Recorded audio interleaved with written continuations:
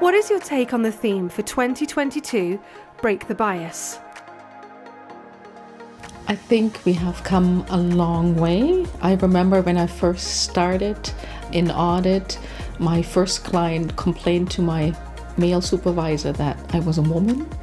And I was very lucky that he answered the client to say, Bettina has a top mark on the auditing exams, which helped the client get over the fact that I was a woman.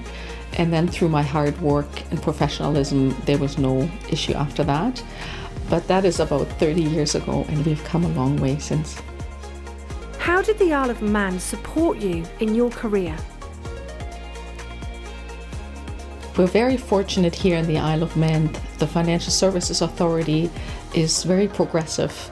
Our board of directors consists of 9 members, and 6 of them are women with very varied experiences in international finance, regulation, industry.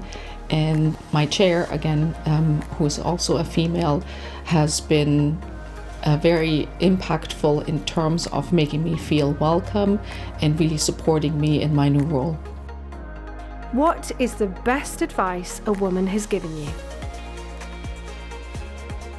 So I would say the best advice is from my mother, who has always said, be yourself and do what you think is right and follow your heart. So I have taken that on and have really been able to take that advice throughout my career and have been very successful with that authenticity and really making sure that I am and do what I think is right. What advice do you have for women starting out in your sector? I mentor a lot of professionals, including many young women, and I always say, be inquisitive, learn as much as you can. There is no skill set, no task that you might have been asked to do that is not useful in your future career. So learn as much as you can to have skill sets that make you relevant in the future and build out really your career path. What did you want to be when you were younger? I did not know what I wanted to be. I'm a generalist. I'm generally good at everything that I do, but I wasn't passionate about anything. So it was my parents' advice to say I should go into accounting, auditing, because it is a versatile background. You can be in the public sector, the private sector, self-employed with a firm. So that's what I chose. And when a friend of mine who I knew from public accounting said, oh, why don't you try to come to a banking and insurance regulator? At the time, there was not a lot of visibility in the regulatory system. I said, yeah, I'll give that a try. It sounds really interesting. And the rest is history. I've been in regulation for about 25 years now. Dead or alive, who would you spend a day with? I've been very fortunate. I attended a conference and the motivational speaker was Carla Harris. She's a wonderful, powerful woman.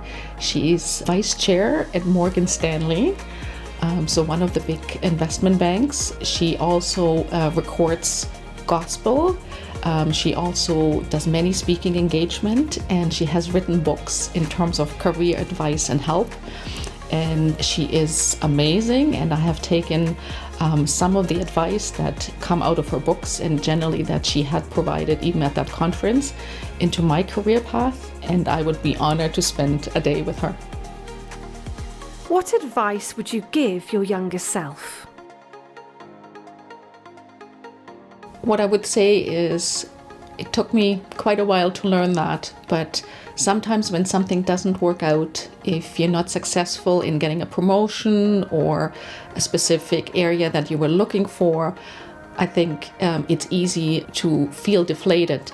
But what I've learned is it's really good to say it wasn't meant to be. And in my career, when something didn't happen, something better came along in just a different area that I wasn't necessarily looking for. So for me, that would have been the international space when I felt maybe a promotion, did not happen. And all of a sudden there was an opportunity that I hadn't looked for, but when it presented itself, it was a fantastic opportunity. And if I had gotten the previous promotion, I wouldn't have taken that opportunity that it presented itself. So I've been very fortunate to work in different cultures. I've worked in the Middle East, I've worked in the US, in Canada, in the Caribbean, and in each jurisdiction, how women are in the professional world does differ. But I would say generally, again, in all jurisdictions, there's amazing opportunities for women. In the Caribbean, which has a lot of senior female executives, so wonderful role models that can showcase to the younger generations how you become successful. In the Caribbean, in the Middle East, generally, obviously, traditionally a more male-dominant society. Again, great inroads are being made in terms of giving training opportunities, a career path to young women. And when I was there, it was so nice to see that many young female professionals are choosing that career path. Will you help break the bias?